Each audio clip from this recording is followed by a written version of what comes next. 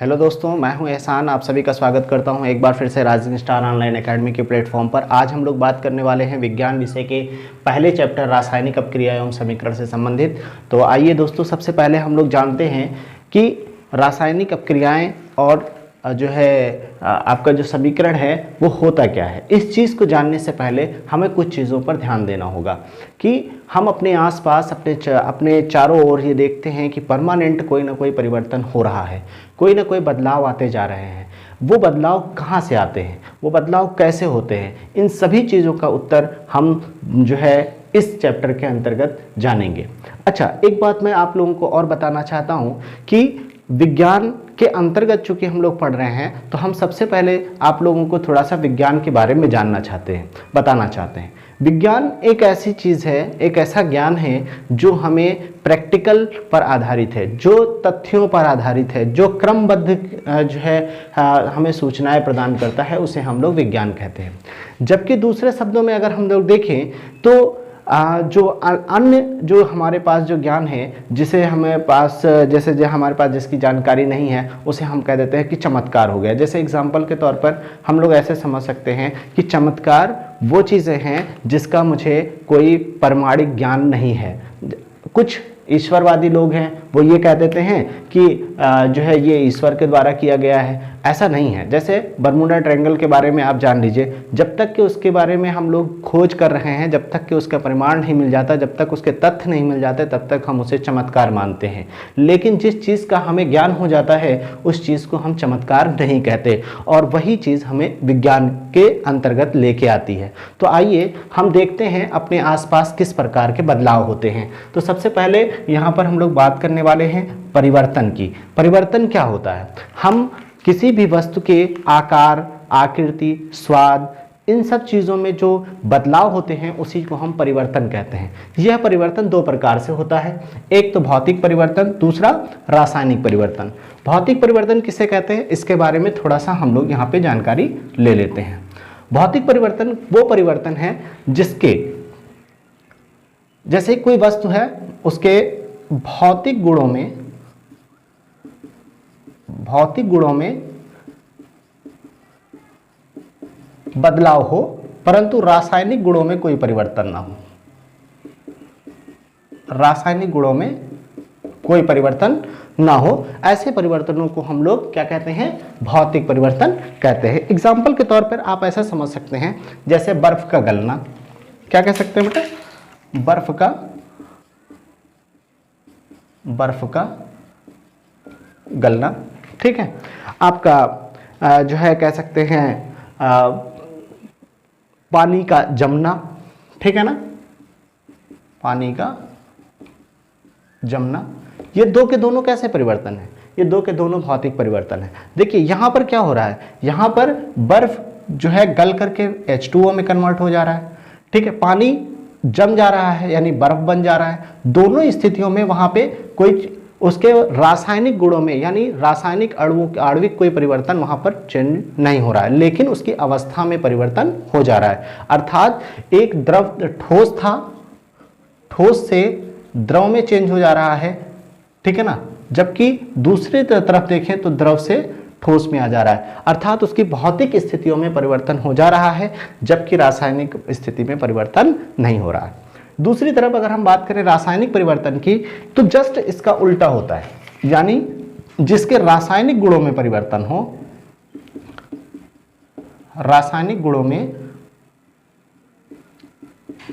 में बदलाव आ जाए और भौतिक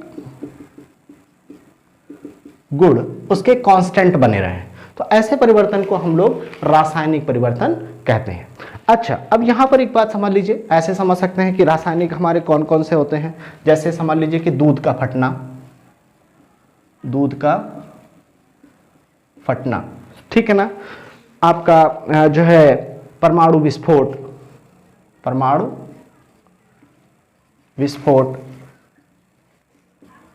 ठीक है ना।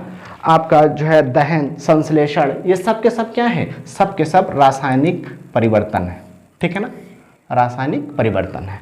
अब एक बात और समझ लीजिए, अर्थात यहाँ पर क्या हो रहा है, यहाँ पे सारी स्थितियाँ चेंज हो जा रही हैं। वहाँ पर केवल एक चीज़ थी, केवल भौतिक गुण में परिवर्तन हो, लेकिन अगर परमाणु विस्फोट हो गया तो आप समझ सकते हैं, जैसे अभी आप सुनते रहते हैं कि फला देश ने फला देश पे आक्रमण कर दिया, वहाँ की स्थितियाँ पूरी चेंज हो जाती है, बिल्डिंगें पूरी पूरी उड़ जाती हैं। तो वहाँ पे उड़ने पे क्या होता है, वहाँ पे कई चीज़ें होती हैं, कई बदलाव होते हैं। भौतिक वहाँ पे स्थिति तो चेंज हो ही जाती है, उसके साथ साथ रासायनिक गुणों में भी बहुत सारे परिवर्तन होते हैं।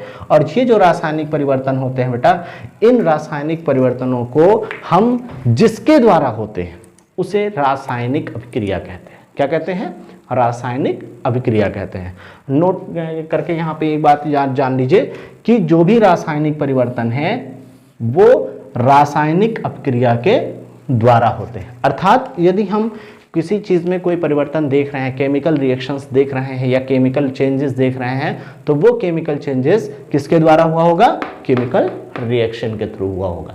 ठीक है ना? तो अब आइए हम अगले टॉपिक पे बात करते हैं जिसका नाम है रासायनिक अपक्रिया। रासायनिक अपक्रिया, इसे अंग्रेजी में हम लोग क्या बोलते हैं? Chemical reaction. ठीक है ना? इसकी परिभाषा है छोटी सी कि वह अपक्रिया जिसमें एक से अधिक पदार्थ परस्पर क्रिया करके पुनः व्यवस्थित होकर नए पदार्थ का निर्माण करते हैं। इस शब्द को आप लोग ध्यान रखिएगा, नए पदार्थ का निर्माण करते हैं और उस पदार्थ के भौतिक और रासायनिक गुण भिन्न हो तो उसे हम लोग रासायनिक अपक्रिया कहते हैं। अब एग्जाम्पल देख लीजिए, इसका क्या हो सकता है। जैसे एग्जाम्पल के तौर पे हमने यहाँ पे मैग्नीशियम ले लिया। क्या ले लिया? मैग्नीशियम।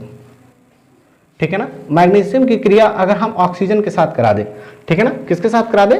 ऑक्सीजन के साथ करा दें, तो मैग्नीशियम ऑक्सीजन के साथ क्रिया करने के बाद मैग्नीशियम ऑक्साइड बनाता है। आप सब लोग जानते हैं, MgO बना देता है।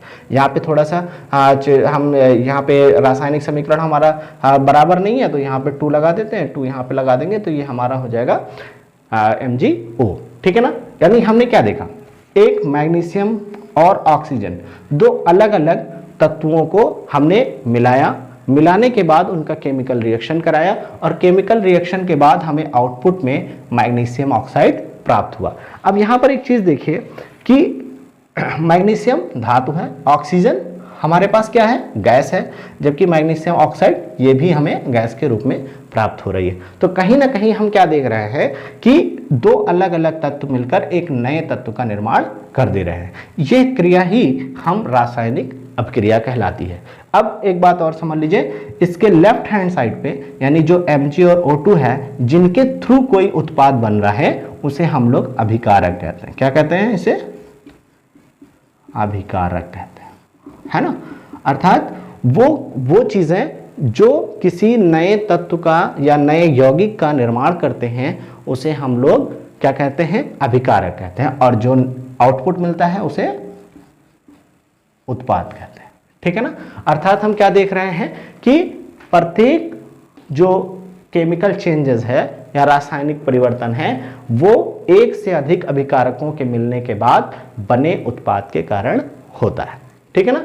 और इस प्रक्रिया को हम रासायनिक अभिक्रिया कहते हैं। अब एक बात और समझ लिया जी, हम लोग थोड़ा सा और समझ लें इसको, थोड़ा सा और ऐसे समझ लें कि हम कैसे जाने कि कोई रासायनिक परिवर्तन हो रहा है। ठीक है ना? तो इसके लिए ये है कि चूंकि हमारे आसपास हमेशा बदलाव होते रहते हैं, हर समय कुछ ना कुछ चेंज होता रहता है, तो हम हर चीज़ को जान नहीं सकते। जानने के लिए हमारे पास कुछ ना कुछ टूल किट्स होनी चाहिए, कुछ हमारे पास ऐसे पैरामीटर्स होने चाहिए जिनके थ्रू हम ये कह सकें कि रासायनिक परिवर्तन हो रहा है। तो आइए हम उनकी पहचान के लिए क्या क्या जान लें। ठीक है ना? जैसे इसके लिए सबसे पहला कंडीशन है कि अवस्था में परिवर्तन। ठीक है ना? जैसे मान लीजिए कि यहाँ पे आप ऐसे समझ लीजिए कि कोई भी चीज़ है, जैसे मान लीजिए कि दूध का फटना, अभी मैंने एग्जांपल लिया था। ठीक है ना? तो दूध आप सब लोग जानते हैं कि किस प्रकार से होता है, एकदम लिक्विडिटी होता है, लेकिन उसमें जैसे ही वो फटता है तो उसमें क्या होता है कि पानी की मात्रा अलग हो जाती है और जो प्रोटीन्स होते हैं वो अलग हो जाते हैं। तो प्रोटीन्स और दूध का अलग अलग हमें दिखाई देने लग जाना, ठीक है ना, एक तरीके से क्या है? अवस्था में परिवर्तन है। तो हम जान सकते हैं कि यहाँ पर रासायनिक अपक्रिया हुई है। ठीक है ना? दूसरी स्थिति में देख लीजिए, रंग और ताप में परिवर्तन आ जाना। रंग में परिवर्तन आ जाना, एग्जाम्पल के तौर पे आप ऐसे ले सकते हैं कि जैसे आप सपोज दैट ऐसे, जैसे पानी में आपने कोई केमिकल डाल दिया, कोई चीज़ डाली या रंग डाल दिया, तो आप देखते हैं कि पानी का रंग उसी रंग के जैसा हो जाता है जो आपने उसमें मिलाया है। अर्थात पानी का जो बेसिक कलर है उससे वो डिफरेंट हो जाता है, यानी लाल हो जाता है। अरे जैसे होली में रंग खेलते हो ना, तो कितने कितने प्रकार के रंग हो जाते हैं वहाँ पे, लाल, हरा, पीला, नीला, गुलाबी, हर तरीके के आप कलर लाते हैं, पानी में डालते हैं और वो चेंज हो जाता है, ठीक है ना। तो यहाँ पे रंग में परिवर्तन आ जाता है। दूसरी बात, अवक्षेप का निर्माण होना।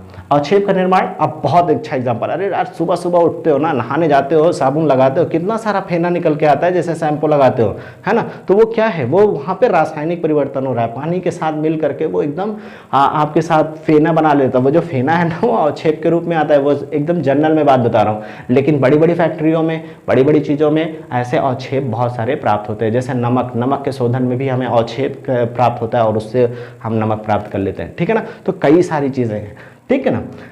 अब हम लोग, यानी ये सब परिवर्तन अगर हमें दिखाई दे तो हमें पता चल जाना चाहिए या हमें मान लेना चाहिए कि यहाँ पे रासायनिक परिवर्तन हो रहा है। अब बात हम लोग करते हैं रासायनिक समीकरण की। हाँ, एक बात आप समझ लीजिए, जैसे ये मैंने लिखा ना यहाँ पे, ये मैंने रासायनिक अपक्रिया नहीं लिखी है बेटा, ठीक है ना। ये हमने रासायनिक अपक्रिया को प्रेजेंट करने का एक तरीका लिखा है, ठीक है ना। क्या लिखा है मैंने, रासायनिक अपक्रिया जो हो रही है उस अपक्रिया को प्रेजेंट करने का एक तरीका लिखा है, और जो ये तरीका है, इसी तरीके को हम रासायनिक समीकरण कहते हैं। परिभाषा में कैसे बोलेंगे कि किसी रासायनिक अपक्रिया को उसमें भाग लेने वाले उत्पादों तथा प्राप्त भाग लेने वाले अभिकारकों तथा प्राप्त उत्पाद, ठीक है ना, प्राप्त उत्पाद को उनके अणुओं के रूप में व्यक्त करना या संक्षेप रूप में लिखना रासायनिक समीकरण कहलाता है, ठीक है ना। तो एग्जाम्पल के तौर पे हम लोग देख लेते हैं जरा, ठीक है ना, एक आधे। जैसे एग्जाम्पल के तौर पे हमने मेथेन की क्रिया ऑक्सीजन के साथ करा दी, ठीक है ना। किसकी क्रिया, मेथेन की क्रिया ऑक्सीजन के साथ करा दी। तो देख लेते हैं हम लोग, ठीक है ना। जैसे मेथेन है, मेथेन को हम लोग CH4 लिखते हैं, मेथेन की क्रिया हमने ऑक्सीजन के साथ करा दी, ऑक्सीजन लिख लिया, ठीक है ना। तो क्या बन जाएगा, एग्जाम्पल आउटपुट के रूप में हमें मिल जाएगा carbon dioxide CO2 plus H2O।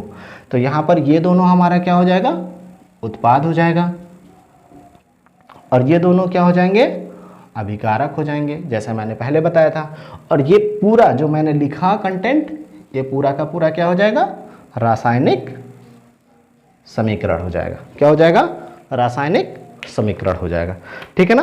तो दोस्तों, आज के वीडियो में हमने ये चीज़ जाना कि परिवर्तन क्या होता है, रासायनिक अपक्रिया क्या होती है, रासायनिक अपक्रिया की हम लोग पहचान कैसे करेंगे, और रासायनिक अपक्रिया को हम कैसे लिखेंगे। जिसको लिखते हैं उसे हम लोग, जैसे लिखते हैं उसे ही हम लोग रासायनिक समीकरण कहते हैं, वो मैंने आपको बताया। तो नेक्स्ट वीडियो में आप लोगों को मैं सिखाऊंगा कि रासायनिक समीकरण कैसे लिखे जाते हैं और उनकी विधियां क्या क्या।